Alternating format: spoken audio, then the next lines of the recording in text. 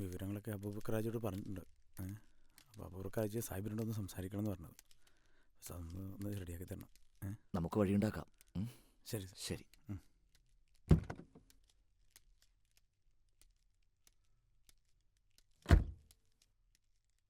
ഇനിയിപ്പോൾ അവരുടെ അടുത്ത് പോയി കൂടുതൽ സംസാരിക്കേണ്ട ആവശ്യമില്ലല്ലോ.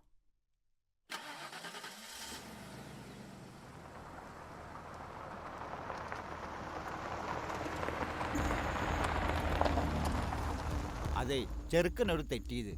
അതിന് നമ്മള് മൂപ്പരെ കുറ്റം പറയുന്നില്ല. മക്കള് പല വയ്ക്കുമ്പോ അതിന് നമ്മള് ബാപ്പന്മാരെ കുറ്റം പറഞ്ഞ അതിന് നേരണ്ടാവൂ. പക്ഷേങ്കിൽ ആ പെങ്കൊച്ചിനെ പൊന്നാനി കൊണ്ട് ജീം പഠിപ്പിക്കാതെ മരണ വീട്ടിക്കൊണ്ടാണ്ട് വല്ല കാര്യമുണ്ടോ? ഒന്നുമില്ലെങ്കിൽ ഓനൊരു പള്ളി പ്രസിഡന്റ് അല്ലേ? അതിന്റെ നിലയിലേക്ക് മൂപ്പര് നോക്കണ്ടേ?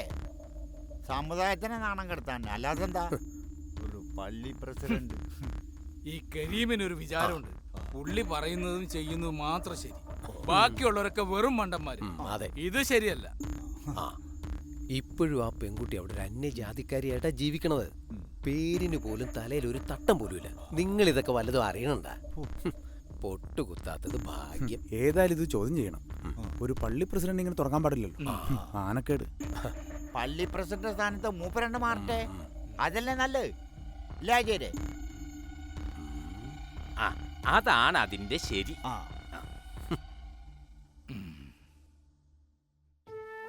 നമ്മൾ പരിചയപ്പെടാൻ പാടില്ലായിരുന്നു. ഇഷ്ടപ്പെടേണ്ടിയിരുന്നില്ല. എല്ലാം തെറ്റാ. അച്ഛനും അമ്മയും എൻ്റെ അമ്മമ്മ മരിച്ചത് ഞാൻ കാരണം. ഞാനൊരു പാപിയാ.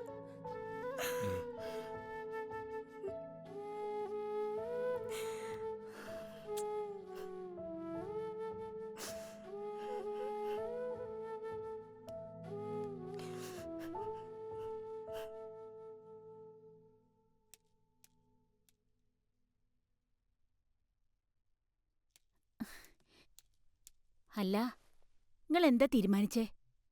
എനിക്ക് മനസ്സിലാവാഞ്ഞിട്ട് ചോദിക്കുക. ആ പെണ്ണിന് ഓത്തു നിസ്കാരൊക്കെ പഠിപ്പിക്കണ്ടേ?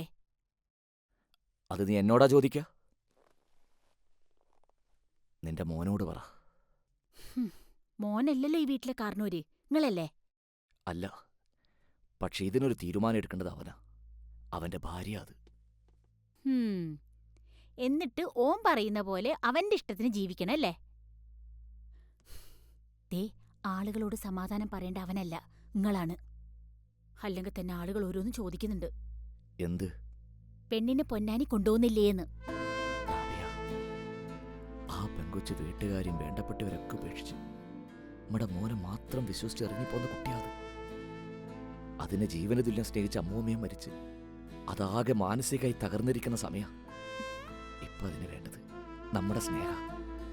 അല്ലാതെ ആളുകളെ തൃപ്തിപ്പെടുത്താൻ വേണ്ടി മതപഠനം എന്നൊക്കെ പറഞ്ഞ് ഇപ്പോ പൊന്നാനി കൊണ്ടുപോയി തള്ളിയ അത് അവിടെ ഒരു തടവറ പോലെ തോന്നും. മാനസികമായി കൂടുതൽ തകർന്നു പോകും. ഒരു സാവകാശം കിട്ടട്ടെ. മതപഠനമൊക്കെ നമുക്ക് വഴിപോലെ ചിന്തിക്കാം.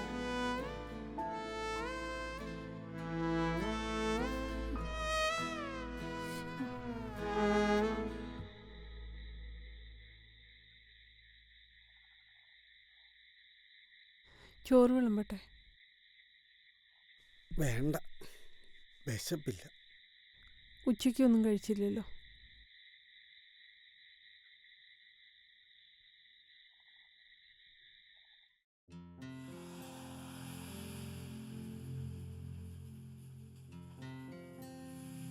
ഇത്താത്ത,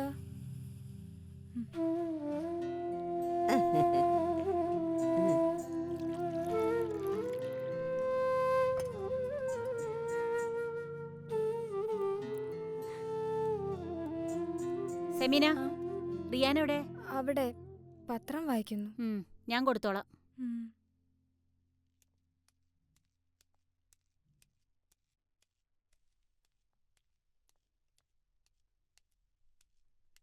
ദാ ചായ. അല്ല, എന്താ നിന്റെ ഉദ്ദേശം? എന്തോ ഈ പെണ്ണിനെ ദീനു നിസ്കാരൊക്കെ പഠിപ്പിക്കണ്ടേ? അത് ഒരതും പറയണ്ട. ഓരോ തോന്നിയാസങ്ങൾ വരുത്തി വെച്ചിട്ട് അത് ഇത്. ദേ, ആളുകൾ ഓരോന്നും പറയാൻ തുടങ്ങിയിട്ടുണ്ട്. പുറത്തിറങ്ങാൻ പറ്റാണ്ടായി. നാട്ടിൽ ഓരോ വിലയും നിലയൊക്കെ ഉള്ളതാ നിന്റെ വാപ്പയ്ക്ക്. മോശക്കാരനാക്കല്ലേ. ആ സ്വഭാവം അറിയാലോ. മക്കളോട് പോലും വിഷമുണ്ടാക്കുന്ന ഒരു കാര്യം തുറന്നു പറയില്ല. അപ്പൊ നമ്മൾ അതറിഞ്ഞു വേണം പെരുമാറാൻ. ഞാൻ പറയുന്നത് നിനക്ക് മനസ്സിലാവുന്നുണ്ടാ? എത്രയും പെട്ടെന്ന് ബാപ്പച്ചിന്റെ തോന്നല് നിന്റെ നിർബന്ധം പോലെ പെണ്ണിനെ പൊന്നാനിയിൽ മതപഠനത്തിന് കൊണ്ടാക്കണം. നിസ്കാരം ഓത്തു ഇനി മുടങ്ങിയ കൊള്ളൂല.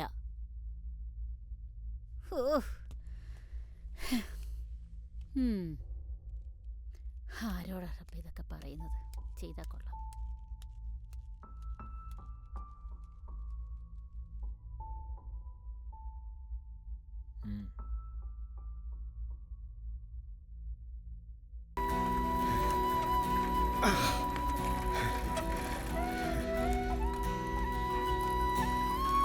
സീതേ, സീതേ, സീതേ, സീതേ, സീതേ, ഞാൻ കൊച്ചിനെ കണ്ട്. ഓ, ശരിക്കും കണ്ടോ? ഒരു മിന്നായം പോലെ കണ്ട്. കൊച്ചു ശരിക്കും നന്നായിട്ടുണ്ടോ? ക്ഷീണമാ. ആണോ? പക്ഷെ നന്നായി വെളുത്തിട്ടുണ്ട്. രാവിലെ ഉസ്താദാ പറഞ്ഞ് അവർ കാറും കൊണ്ട് പോയിട്ടുണ്ടെന്ന്. അപ്പം എനിക്കറിയായിരുന്നു ആ പാടത്തെ വഴിയിലൂടെ വരുള്ളൂ എന്ന്. ഞാനവിടെ പോയി കാത്തു നിന്നു. എനിക്കും കാണാൻ കൊതിയാവണം. ഉസ്താദ് പറഞ്ഞ അവിടെ പോയിട്ട് കൊച്ചിനെ കാണാൻ അവർ സമ്മതിക്കോ? ആ, സമ്മതിക്കുമായിരിക്കും. ആണോ? പക്ഷെ വേണ്ട, കൊച്ചിന് ബുദ്ധിമുട്ടുണ്ടാക്കിയാലോ. വെറുതെ അതിനെ എന്തിനാ കഷ്ടപ്പെടുത്തുന്നേ?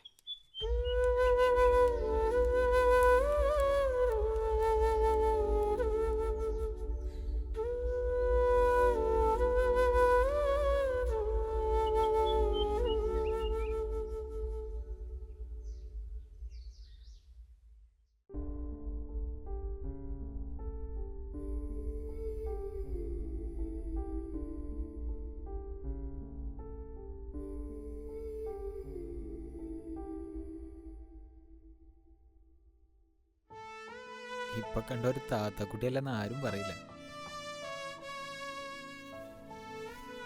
ആളുകള് പറയുന്ന നേരാ. എന്ത്? പ്രേമത്തിന് കണ്ണും കാതൊന്നും ഇല്ലെന്ന്. അതെന്താ അങ്ങനെ തോന്നാൻ? അനുഭവം. പേരുൾപ്പെടെ വിലപ്പെട്ട പലതും ഞാൻ ഉപേക്ഷിച്ചില്ലേ. പെൺകുട്ടികൾക്ക് മുൻചിന്ത തീരെ കുറവാണ്. നിന്റെ മാനസികാവസ്ഥ എനിക്ക് മനസ്സിലാവും. എല്ലാം എന്നോടുള്ള ഇഷ്ടം കൊണ്ടല്ലേ. എന്തൊക്കെ നഷ്ടപ്പെട്ടാലും